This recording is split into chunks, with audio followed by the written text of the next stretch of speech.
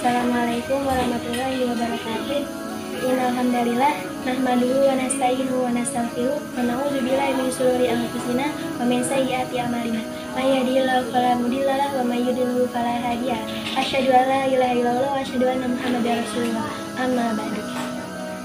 Qala Allah ta'ala fil Qur'anil Karim, a'udzu billahi minasyaitonir rajim. Laqad kana lakum fi rasulillahi uswatun hasanah liman kana yaumul akhir wa dzakarallahu karim. Untuk para hadirin, para alim yang kami hormati, untuk semua penonton di sini, semoga diberi kesehatan oleh Allah Subhanahu wa taala yang telah diberi kesehatan dan keamanan dalam iman dan Islam kita. Diriwayatkan ada seorang kafir yang sangat membenci Nabi Muhammad SAW hingga ia tuh tidak hanya mencerca Nabi, akan tetapi juga melukainya. Pada suatu hari, waktu itu Nabi Muhammad sedang berjalan, lalu dia tuh mencercanya tidak hanya dicerca, bahkan melempari batu dan melempari kotoran. Hingga pada suatu hari Rasulullah tuh menyadari bahwa orang kafir tersebut itu sedang mengalami sakit yang telah menyakitinya.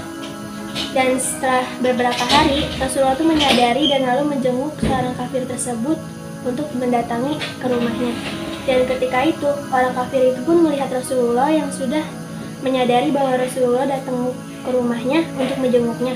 Dan semakin dekat dengan orang kafir itu tuh pun memasang wajah yang sangat khawatir, bahkan pucat, karena ia menyadari bahwa Rasulullah yang telah ia sakiti, bahkan ia cerca, ia caci maki. Dan setelah itu, dengan semakin dekatnya Rasulullah, mukanya orang kafir itu pun semakin pucat dan semakin ketakutan.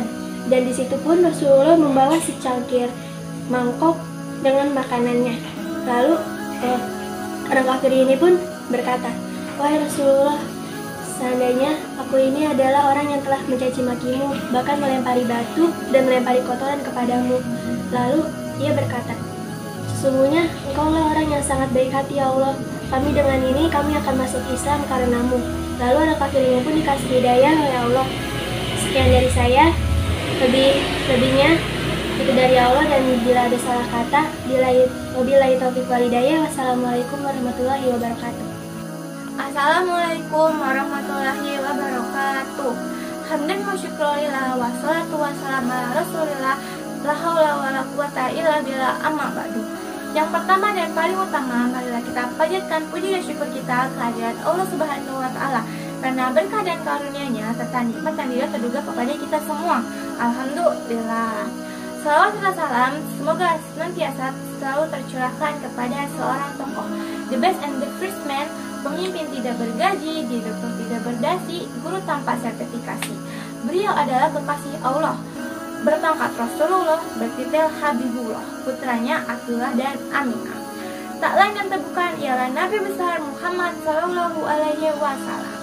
Dalam kesempatan kali ini, izinkanlah saya, Melani Darajatul Ulia dari kelas 10-1 menyampaikan pidato singkat tentang Maulid Nabi, yaitu menjadikan Rasulullah sebagai contoh dalam kehidupan sehari-hari. Hadirin yang saya hormati, bulan ini adalah bulan Rabiul Awal. Istimewanya adalah karena adanya hari kelahiran Nabi akhir zaman Muhammad Sallallahu Alaihi Wasallam, tepatnya pada tanggal 12 Rabiul Awal. Kelahiran putra Abdullah merupakan tonggak sejarah awal kebangkitan Islam di dunia. Dari kecil beliau sudah menampakkan kepribadian yang luhur.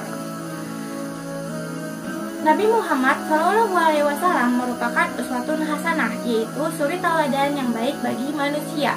Allah berfirman dalam surat Al-Ahzab ayat 21, yang artinya, "Sesungguhnya telah tampak pada diri Rasulullah suri tauladan yang baik bagimu, yaitu orang yang menginginkan rahmat Allah dan hari kiamat menyebutkan nama Allah." Dalam ayat tersebut menunjukkan bahwa Nabi Muhammad merupakan suri tauladan yang baik. Beliau satu-satunya yang patut dijadikan contoh dalam kehidupan sehari-hari.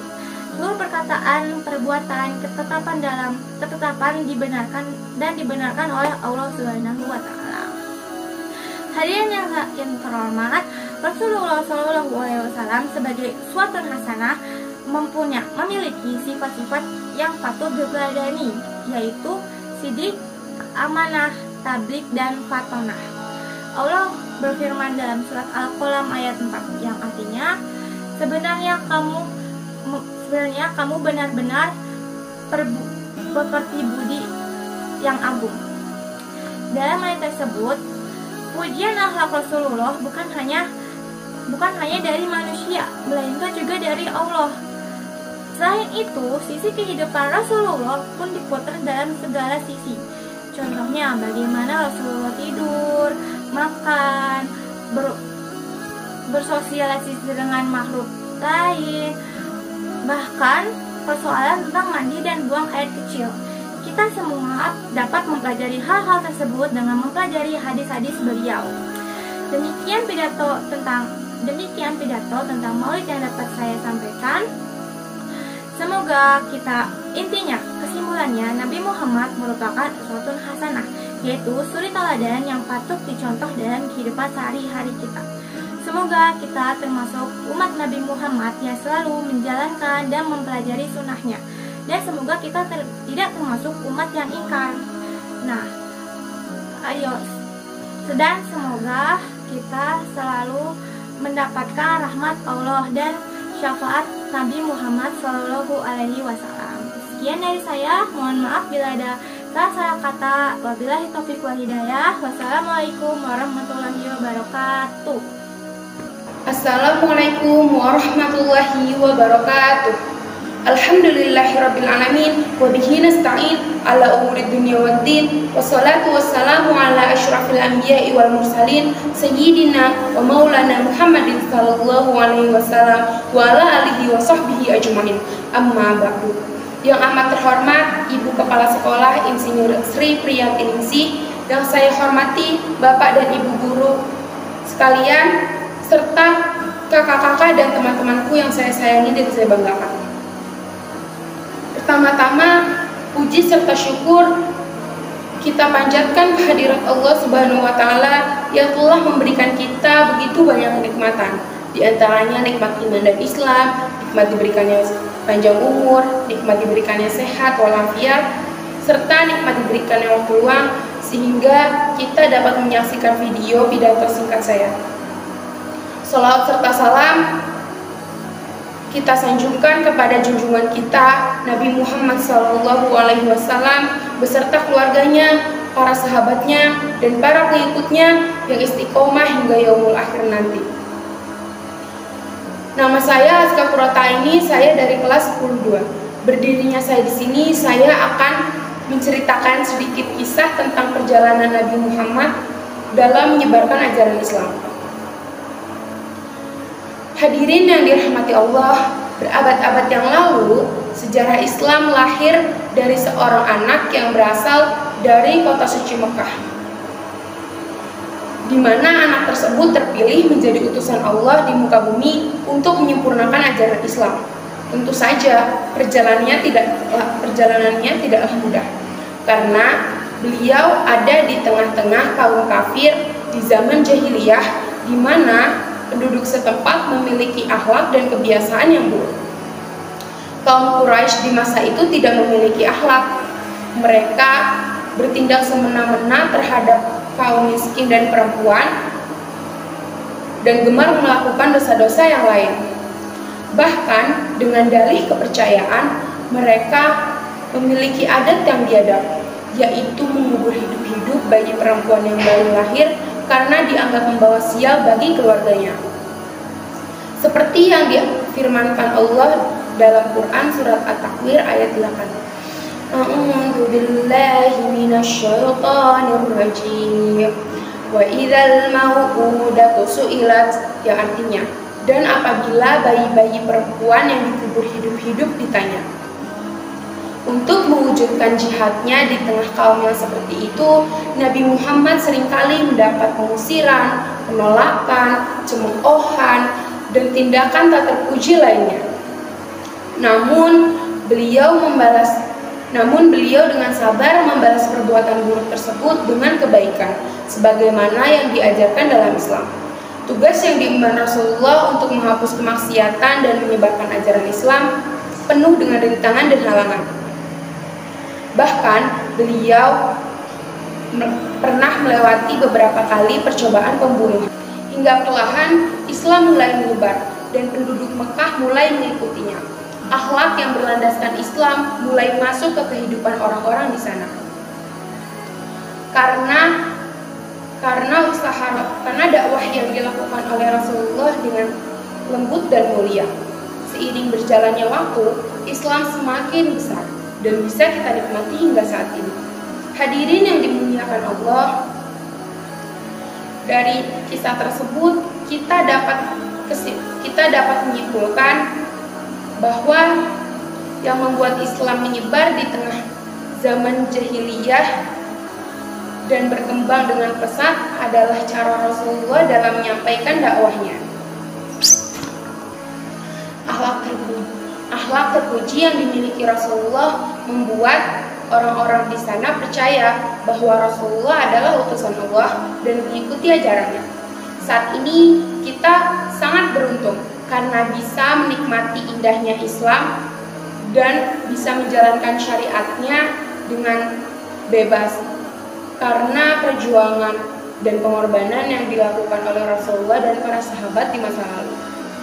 Untuk itu, kita sepatutnya dapat meneladani dan meniru akhlak Rasulullah dalam kehidupan sehari-hari sesuai dengan pedoman Al-Quran dan hadis, karena hal itulah yang akan menuntun kita ke jalan yang diridhai Allah. Nah, itu dia kisah singkat perjalanan Rasulullah dalam menyebarkan agama Islam yang perlu kita teladani. Sekian dari saya, kurang lebihnya mohon maaf. Wassalamualaikum warahmatullahi wabarakatuh.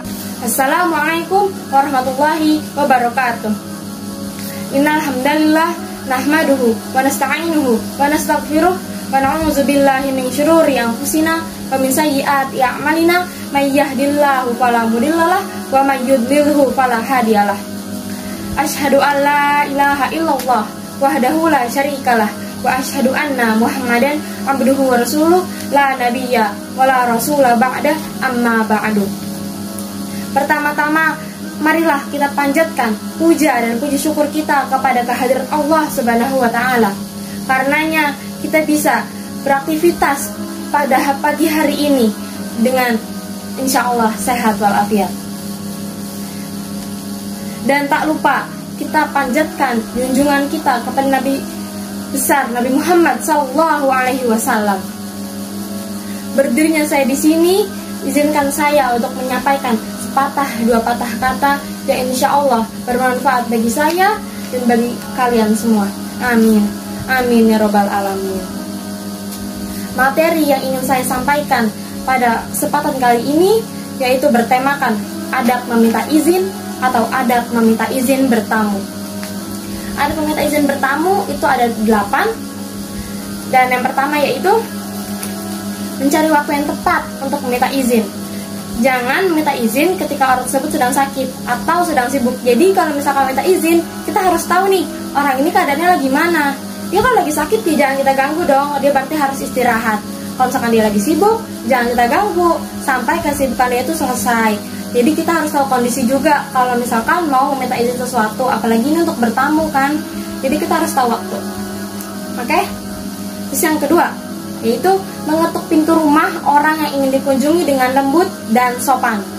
Nih, jadi gini, ngetuk pintu rumah kan biasa suka ada yang gedebak-gedebuk, gimana sih?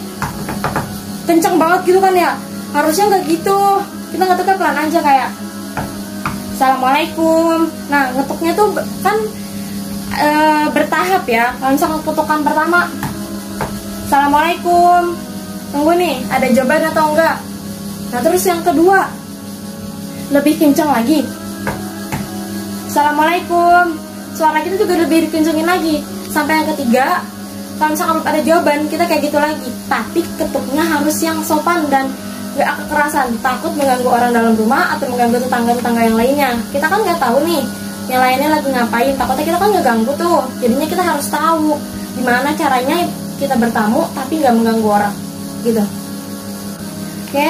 Terus yang ketiga, tidak menghadapkan wajah ke pintu rumah yang ingin diketuk. Jadi gini, kita kan kalau habis assalamualaikum gitu terus nggak ada jawaban, kita suka ngintip ke jendela gitu ya, ada orang nggak gitu. Sekarang pasti pada kayak gitu kan. Nah, kita jangan kayak gitu ya, karena pasti banyak banget yang kayak gitu, sering, yakin. Jadi habis salam ngintip ke jendela, ada orang nggak boleh ya. Karena apa? Kalau kayak gitu berarti kita melanggar privasi orang itu dong. Kita kan nggak tahu di dalam itu lagi ngapain. Dan kalau misalkan kita posisinya sebagai cowok, terus ngeliat dalam rumah, yang punya rumah ini cewek, kalau dia nggak pakai kerudung, seauratnya kelihatan gimana? Itu kan nggak boleh. Itu cowok ya, apa? Cewek juga nggak boleh. Mau dia cewek, mau dia cowok, buat ngintip-ngintip kayak gitu nggak boleh, sama aja semua, nggak boleh. Karena itu privasi orang, jadi kita nggak boleh ya, nggak sopan jatuhnya. Oke, terus yang keempat, mengucapkan salam terlebih dahulu sebelum meminta izin untuk masuki rumah. Ini pasti kalian udah tahu semua kan, kalau misalkan mau bertamu, mau datang ke rumah orang, itu harus salam dulu. Udah kalian pasti lakuin itu sih. Cuma kan kadang ada orang yang kayak, woi gitu. Kayak misalkan siapa ya, main yuk gitu, teriak depan rumahnya kenceng banget. Nah itu nggak boleh, kita harus salam dulu. Kayak misalkan, assalamualaikum, main yuk, kayak gitu. Jadi kita harus biasain salam terlebih dahulu, baru manggil dengan kata yang lain. Yang kelima, meminta izin dilakukan sebanyak 3 kali. Apabila tidak dijawab atau tidak diizinkan, maka hendaklah kita pulang. Kayak tadi dibilangin, kita izin tuh ketuk di rumah dia tuh 3 kali aja. Kayak pertama tadi ketuk pertama, assalamualaikum, nggak ada jawaban, tungguin lagi sebentar. Besok kedua kalinya ketuk lagi, yang lebih kencang, sama suara kita juga dinaikin. Assalamualaikum, udah kencang kan suaranya. Terus yang ketiga, assalamualaikum. Nah itu kan jadi ada bertahap. Kita pertama salam ketuk tapi pelan, terus kita tunggu, ketuk lagi yang lebih kencang, salamnya juga lebih kencang, tunggu lagi. Misalkan belum ada jawaban, ulangin yang ketiga kalinya dengan suara yang lebih kencang dan ketukan yang lebih kencang. Kalau misalkan ketiga kali itu belum ada jawaban juga, belum ada tanggapan dari orang dalam rumah, kita lebih baik pulang. Apalagi kalau misalkan kita nggak diizin masuk. Kadang gini, ada orang yang datang ke rumah, padahal di dalam rumahnya ada orang nih, tapi kan ada orang nggak menerima tamu kan. Kayak pasti ada yang dari kalian nih pura-pura nggak denger kalau misalkan ada yang ke rumah. Pasti ada kan, ngumpet di kamar lah, di kamar mandi, pura-puranya ngapain, padahal kalian tahu ada orang di luar lagi ketok pintu. Itu berarti apa tandanya? Berarti orang itu tuh nggak ngizinin kalian masuk. Jadi udah, kita pulang aja lah. Harus lapang dada kita pulangnya. Nggak boleh kayak, ih kesel banget. Nggak boleh, kita langsung pulang aja, karena itu berarti kita nggak diizinin. Nah apalagi kalau misalkan itu karena itu tidak diizinin secara langsung. Kalau misalkan secara langsung berarti orang itu keluar, udah jawab salam kita terus keluar, kita disuruh pulang lagi. Ya udah, harus pulang lah, kan disuruh. Kita berarti nggak diizinin buat bertamu. Oke. Terus 6. Jika tuan rumah menanyakan nama kita, maka jawablah dengan benar. Kan suka ada yang gini nih, kayak kita salam, terus di dalam rumah ada nyaut, siapa tuh? Siapa? Suka kadang kayak gitu kan.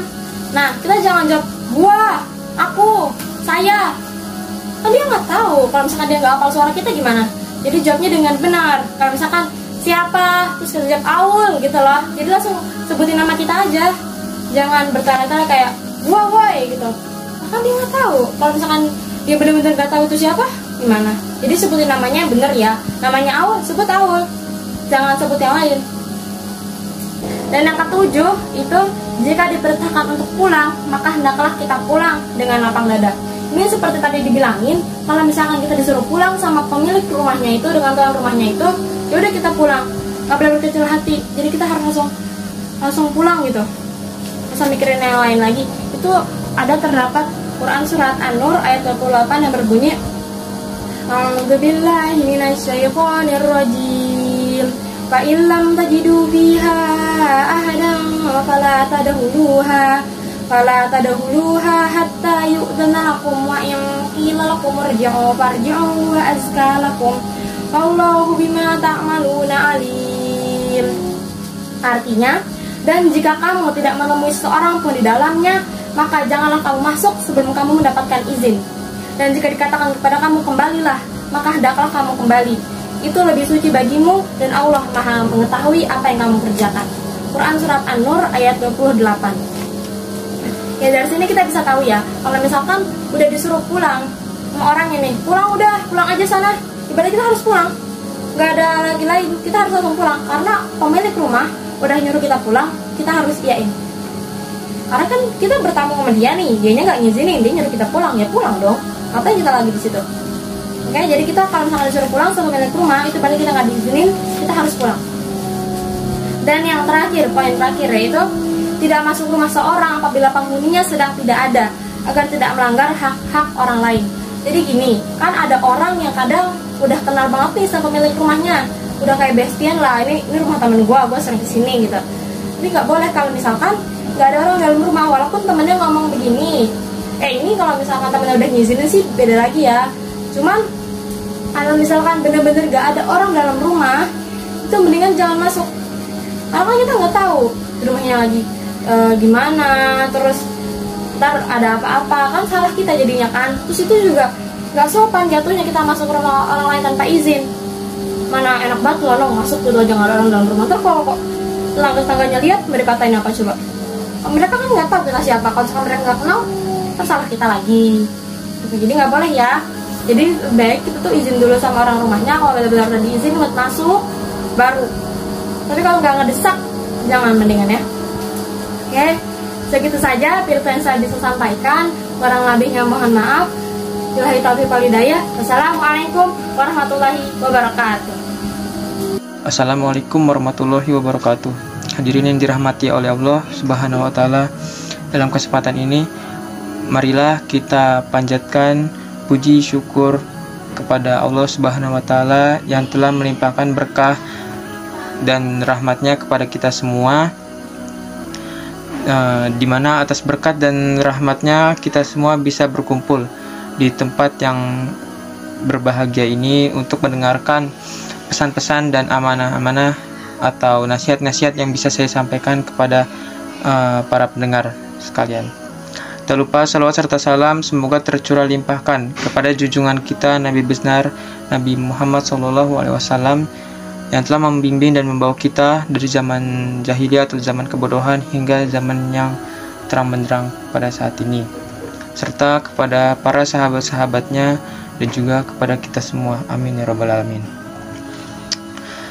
Dalam memperingati hari lahir Nabi Muhammad SAW, sebagai umat muslim kita bisa memandang Nabi Muhammad SAW sebagai seorang tauladan atau sebagai seorang panutan. Sebagaimana tertuang dalam suatu firman di dalam Al-Quran, sesungguhnya pada diri Rasulullah ada teladan yang baik bagimu, yaitu bagi orang yang mengharap Allah dan hari akhir serta banyak berzikir kepada Allah. Al-Quran Surat Al-Ahzab ayat 21. Hadirin yang dirahmati oleh Allah, Rasulullah SAW dilahirkan ke dunia ini tidak hanya mengubah keyakinan bangsa Arab yang pada saat itu suka menyembah berhala dan juga suka melakukan hal-hal yang berbau maksiat, tetapi Nabi Muhammad SAW juga mengubah berbagai hal agar sesuai dengan tuntunan dan juga syariat-syariat yang diajarkan di dalam agama Islam. Rasulullah SAW begitu gigih untuk memperjuangkan perubahan tatanan sosial, hukum, dan budaya untuk kesejahteraan dan keadilan umat Islam. Selain itu, sebagai umat Islam, kita juga patut meneladani sifat-sifat terpuji yang dimiliki oleh Nabi Muhammad SAW dalam kehidupan sehari-hari. Ada 4 sifat Nabi Muhammad SAW yang harus kita teladani dalam kehidupan sehari-hari. Yang pertama, ada sifat siddiq. Yang kedua, ada sifat amanah. Yang ketiga, ada sifat tablik. Dan yang keempat, ada sifat fatonah. Kita mulai dari sifat siddiq. Nabi Muhammad memiliki sifat siddiq yang artinya jujur atau benar atau berkata yang sebenarnya, di mana sifat ini terlihat dalam kehidupan kesehariannya sebagai seorang pebisnis dan juga sebagai seorang pedagang pada masanya. Sebagaimana tertulis di dalam Al-Quran, Rasul memiliki sifat mustahil yang salah satunya adalah mustahil berbohong atau bersifat siddiq, yaitu jujur. Oleh karena itu, para hadirin yang berbahagia, kita sebagai umatnya, kita juga harus mengikuti sifat sidik yang dilakukan oleh Nabi Muhammad, yaitu sifat jujur. Yang kedua, sifat Nabi Muhammad SAW yang perlu kita tiru dan yang perlu kita teladani adalah amanah, yang artinya dapat dipercaya. Sebagaimana kita ketahui, mustahil para rasul memiliki sifat berkhianat. Nabi Muhammad SAW merupakan salah satu rasul yang tidak mungkin berkhianat, hingga dirinya mendapat julukan Al-Amin, yaitu yang artinya dapat dipercaya. Sebagai umat muslim, jika kita memiliki sifat ini, insya Allah kita akan memiliki kekuatan untuk membangun kepercayaan satu sama lain antar sesama umat muslim. Ketiga, sifat Nabi Muhammad yang perlu kita teladani adalah sifat tabligh, yaitu memiliki arti menyampaikan. Sifat ini terlihat pada saat Nabi Muhammad SAW menyampaikan wahyu Allah Subhanahu wa Ta'ala kepada sahabat dan para umatnya. Pada saat itu Nabi Muhammad tidak menyembunyikan apapun sehubung dengan petunjuk yang disampaikan Allah Subhanahu wa Ta'ala hanya untuk kepentingan pribadinya. Nabi Muhammad SAW menyampaikan sesuai dengan maksud dan tujuan wahyu yang diturunkan oleh Allah kepada Nabi Muhammad melalui perantara malaikat Jibril. Sifat Nabi Muhammad yang keempat yang sebaiknya kita teladani dan juga sebaiknya kita pelajari adalah sifat fatonah, yang berarti cerdas. Sifat ini maksudnya adalah orang yang dapat menggunakan kecerdasannya dalam kehidupan. Nabi Muhammad memaksimalkan kemampuan intelektualnya untuk melakukan dakwah dan berdagang dalam kehidupan sehari-hari. Sifat ini bisa diterapkan dengan cara rajin belajar dan bisa membagi waktu serta tidak malas dalam sekolah. Sifat-sifat Nabi Muhammad tadi yang telah saya jabarkan memiliki kekuatan untuk menciptakan kehidupan yang damai dan sejahtera jika kita mengimplementasikan dalam kehidupan kita sehari-hari.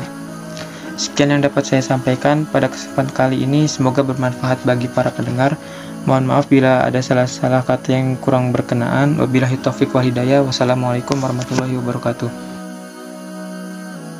Assalamualaikum warahmatullahi wabarakatuh. Alhamdulillah ala ni'matal iman wal islam wal hidayah wa kafa biha nimah.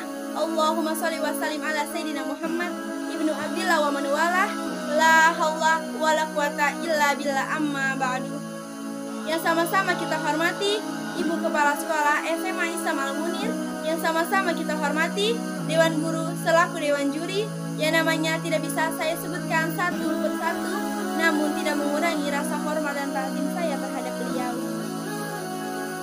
Pertama-tama dan yang paling utama, marilah kita panjatkan puja dan puji syukur atas kehadiran Ilahi Rabbi yang mana telah memberikan kita beribu-ribu macam nikmat, diantaranya nikmat iman wal Islam, nikmat sehat walafiat, dan selebih-lebihnya nikmat panjang umur.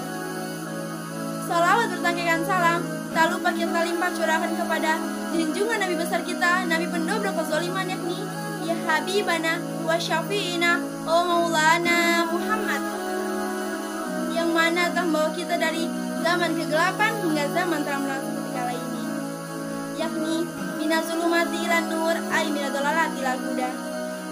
Baiklah, berdirinya saya di sini, saya akan menyampaikan sepatah dua patah kata yang sudah saya rangkum menjadi mau'idhatul hasanah yang berjudul Sang Idola. Masirul muslimin rahimakumullah. Mendengar kata idola, pasti kita sudah berpikir bahwa idola adalah orang yang banyak dicintai, disayangi, dan dikagumi. Apalagi pada zaman saat ini, sudah banyak program-program film yang menampilkan tokoh-tokoh pendatang yang mana dari kita banyak yang mengidolakannya. Mungkin kita mengidolakan dari segi ketampanan, kecantikan, dan lain-lain. Lalu bagaimana dengan kita saudara-saudara muslim? Apakah kita termasuk orang yang memuja idola palsu? Saya kira ini tindakan yang sangat salah. Jika kita mengidolakan seseorang selain Nabi Muhammad SAW dengan memuja, mengikuti gaya hidupnya dan cara berpikirnya, Allah Subhanahu wa Ta'ala berfirman dalam Quran Surat Al-Ahzab ayat 21. Bismillahirrahmanirrahim. Laqad kana lakum fi Rasulillahi uswatun hasanah. Sungguh ada pada diri Rasulullah suri tauladan yang baik. Mungkin dari kita masih merasa kesulitan untuk menjadikan Rasulullah sebagai idola dengan alasan ia tidak pernah melihat beliau. Sebenarnya untuk mencintai Rasulullah, kita tidak perlu membayangkan gambaran fisiknya, tetapi kenalilah beliau dengan keagungan kepribadiannya. Beliau didolakan bukan beliau seorang penguasa yang memerintah suatu negara dengan tangan besi, tetapi beliau adalah orang yang mendapatkan wahyu dari Allah Subhanahu wa taala. Masyiral muslimin rahimakumullah. Terkadang kita mengidolakan seseorang selain dari ketampanan, kecantikan, dan juga dari kisah percintaan yang katanya sih so sweet.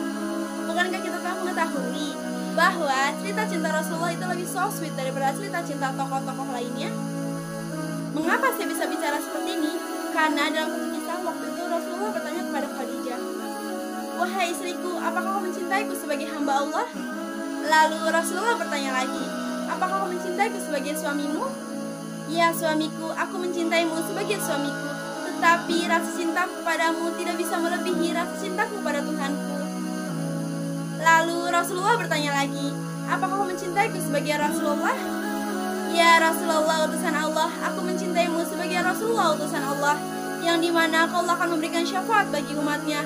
Dan jika Allah mengizinkan, apabila kau berada di suatu peperangan dan kau berada di ujung besi, aku rela tulang berulangku kujadikan jembatan untuk kau menyeberang." Sungguh indah sekali bukan cerita cinta Rasulullah? Saudara-saudara muslimku, kita ini generasi muda, namun sayang banyak sekali generasi kita yang terlalu larut dengan duniawi, sehingga ia mengidolakan seseorang yang tidak pantas didolakan. Maka dari itu, marilah kita mulai untuk mencintai Rasulullah SAW dengan meneladani akhlaknya, perilakunya, dan bersolawat. Karena solawat adalah salah satu cara untuk menanamkan rasa cinta kita kepada Rasulullah, sesuai firman Allah dalam Quran Surat Al-Ahzab ayat 56. Bismillahirrahmanirrahim. Innallaha wa malaikatahu yusholluna 'alan nabi. Ya ayyuhalladzina amanu shollu 'alaihi wa sallimu taslima. Hai orang-orang beriman, bersolawatlah kamu untuk Nabi dan ucapkanlah salam penghormatan untuknya. Sekian pidato dari saya, kurang lebih mohon maaf karena saya masih tahap belajar. Wabillahi taufiq wal hidayah. Wassalamualaikum warahmatullahi wabarakatuh. Bismillahirrahmanirrahim. Assalamualaikum warahmatullahi wabarakatuh. Alhamdulillahi rabbil alamin. Wa bihi nasta'ina ala umuri dunya waddin. Wassalatu wassalamu ala ashrafil anbiya'i wal mursalin Sayyidina Muhammadin wa ala alihi wa sahbihi ajma'in. Amma ba'du. Yang sama-sama kita hormati para dewan guru rahimakumullah, yang semoga disehatkan selalu badannya, dipanjangkan umurnya, dan diberkahan selalu rezekinya. Dan para hadirin rahimakumullah, yang semoga diberkahkan oleh Allah Subhanahu wa taala. Puja serta puji syukur kita atas kehadiran Allah Subhanahu wa taala yang mana telah memberikan kita berbagai macam nikmat, di antaranya nikmat iman, nikmat Islam, serta nikmat sehat walafiat, sehingga kita dapat berkumpul di tempat ini yang semoga mubarakah ini. Salawat bermahkotakan salam tak lupa kita haturkan kepada Nabi akhir zaman, Nabi pendobrak pintu kebatilan, Nabi yang suci, namanya yang tidak terganti, yaitu Nabi Muhammad SAW, yang mana telah membawa umatnya dari zaman yang gelap hingga zaman yang terang benderang ini, minaz zulumati ilal nur aw minad dolalati ilal huda. Berdirinya saya di sini akan memecahkan satu kata hingga menjadi beribu-ribu kata yang berjudul zina. Hadirin rahimakumullah, sudah kita ketahui perkembangan zaman ini sudah jauh berubah. Pergaulan bebas antara laki-laki dengan perempuan, terbukanya aurat di tempat-tempat umum sudah tidak ada yang malu lagi. Zina. Para hadirin rahimakumullah, Allah Subhanahu wa taala berfirman, "Wala taqrabuz zina, innahu kana fahisah wa sa'a sabila." Yang artinya, janganlah kamu mendekati zina. Sesungguhnya itu adalah perbuatan dosa. Dan itu adalah jalan yang sangat buruk. Dari ayat yang tadi dapat kita kesimpulkan, mendekati saja tidak boleh, apalagi melakukannya. Zina dapat diartikan juga yaitu senggama antara laki-laki dengan perempuan yang tidak muhrim atas jalannya pernikahan yang sah. Namun itu ada definisi zina besar. Ada pula zina kecil. Zina kecil ialah sesuatu hal yang dapat mendorong manusia untuk melakukan zina besar. Di antaranya zina-zina kecil, ya zina mata, zina telinga, serta zina mulut, dan masih banyak lagi. Para hadirin rahimakumullah, Allah Subhanahu wa Ta'ala sudah mengatur kehidupan manusia sedemikian rupa akan terhindar dari perbuatan zina. Firman Allah Subhanahu wa Ta'ala dalam surah An-Nur, "Kullil mu'minina ya'udduna min absarihim wa yahfazu furujahum." Artinya, katakanlah olehmu kepada perempuan yang beriman agar mereka menundukkan pandangan dan menjaga kemaluan. Surah An-Nur ayat 30. Mengapa hal ini perlu dijelaskan? Salah satunya hikmah yang dapat diambil adalah agar manusia terhindar dari perbuatan zina. Dalil lain adalah tentang hukum bagi seorang penzina yang terdapat pada surah An-Nur juga, yang berisi az-zaniyatu waz-zani wajlidu kulla wahidin minhuma mi'ata jildah. Artinya, wanita yang berzina dan laki-laki yang berzina ghair muhson, maka cambuklah 100 kali. Zina juga dapat diutarakan seperti obat nyamuk. Di tengah-tengah ini adalah zina besar, dan perjalanan ini adalah zina kecil. Sahabat, kita ambil contoh seorang yang bernama Hanif. Hanif adalah seorang yang tidak terlalu dekat dengan lawan jenis. Namun di kemudian hari dia mendapat pesan dari seorang alia yang hanya sekedar menanyakan tugas. Tapi kelamaan setelah mereka menanyakan tugas, mereka pun membahas tentang hal-hal pribadi. Mereka saling chatan, mereka pun saling nyaman. Dan hingga beberapa waktu yang lama, mereka berpikir apakah ini waktu yang tepat untuk berpacaran. Dan mereka pun berpacaran. Dan perjalanan pun dimulai dengan digoda-godainya zina-zina kecil. Andai saja ini seperti obat nyamuk yang dibakar. Dimulai, Hanif pun mengajak Alia untuk ngedate. Pertama kalinya mereka masih canggung, dan sesekali melirik dan masih canggung. Keempat kelima kalinya mereka tidak lagi. Andai saja Hanif mengajak Alia untuk berzina pada waktu itu, belum tentu mereka mau, karena ini masih lapisan terluar, belum di tengah. Karena masih ada yang logika yang masih berpikir dan iman yang masih tebal. Mereka pun keempat kelima kalinya sudah bentuk pundak, cipika-cipiki, bersentuhan kulit pun masih malu. Tapi ke-6, ke-7, ke-8, ke-9, ke-10 kalinya mereka sudah berpegangan tangan. Belum puas dengan itu, mereka pun berpelukan. Hingga suatu hari mereka sudah nyampe di ujung sini. Mereka berpikir ini adalah waktu yang tepat untuk melakukannya, karena rayuan-rayuan setan sudah mulai terdengar sangat indah. Logika pun sudah hilang entah kemana, dan iman tidak dapat membendung hawa nafsu. Begitulah setan. Mereka tidak langsung mendorong manusia untuk mendekati zina besar, tapi mereka perlahan untuk melakukannya, perlahan dan demi perlahan kepada manusia. Tapi semoga kita semua terhindar dari perbuatan zina besar dan zina kecil itu. Semoga kita dan para keluarga kita semoga dapat mengamalkan apa yang saya sampaikan ini. Semoga kita semua terhindar darinya. Namun syukran kasiran ala husni imamikum. Saya Habibie Rahman Koto mohon undur diri. Bila ada kata yang salah dan kata yang kurang berkenan di hati Anda, maka maafkanlah. Assalamualaikum warahmatullahi wabarakatuh. Assalamualaikum warahmatullahi wabarakatuh. Alhamdulillahirabbil alamin, wassalatu wassalamu ala asrofil anbiya'i wal mursalin sayyidina wa maulana Muhammadin wa ala alihi wa ashabihi ajma'in, amma ba'du. Qala Allah ta'ala fil ayatihil karim wa huwa ashadu qailin a'udzu billahi minasyaitonir rajim, bismillahirrahmanirrahim. Alladzi khalaqal mauta wal hayata liyabluwakum ayyukum ahsanu amala wa huwal azizul ghafur. Shadaqallahul azim wa balaghan nabiyul habibul karim wa nahnu ala dzalika minasyahidin wa syakirin walhamdulillahi rabbil alamin.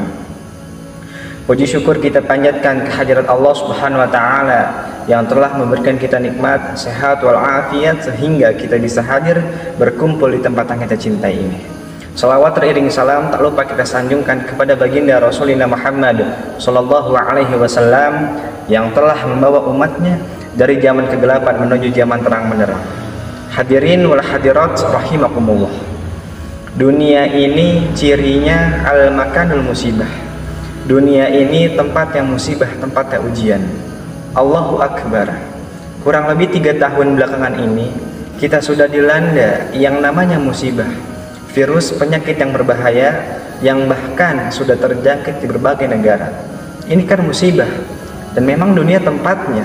Terus Ustadz, haruskah kita takut? Enggak. Haruskah kita panik? Enggak. Haruskah kita gelisah? Biasa saja. Apa yang kita panikkan? Apa yang kita takutkan? Kematiankah? Bukankah setiap orang itu pasti akan mati? Bukankah setiap manusia pasti akan menjemput yang namanya kematian? Orang beriman itu tidak takut mati. Orang beriman itu tidak cari mati. Orang beriman itu tidak gelisah dengan mati. Justru orang beriman itu membuat persiapan-persiapan terbaik untuk menghadapi kematiannya. Maka mohon maaf lahir batin, virus corona barangkali ini cara Allah untuk mengingetin manusia bahwasanya kita akan kembali kepada Allah Subhanahu wa taala. Bagaimana Kementerian Kesehatan memperingati kepada kita menjaga jarak, memakai protokol kesehatan, yang batuk, yang sakit menggunakan masker, mencuci tangan, memakai sabun untuk waktu yang sekarang.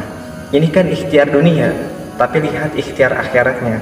Apa itu? Alladzina idza asabatuhum musibah qalu inna lillahi wa inna ilaihi raji'un.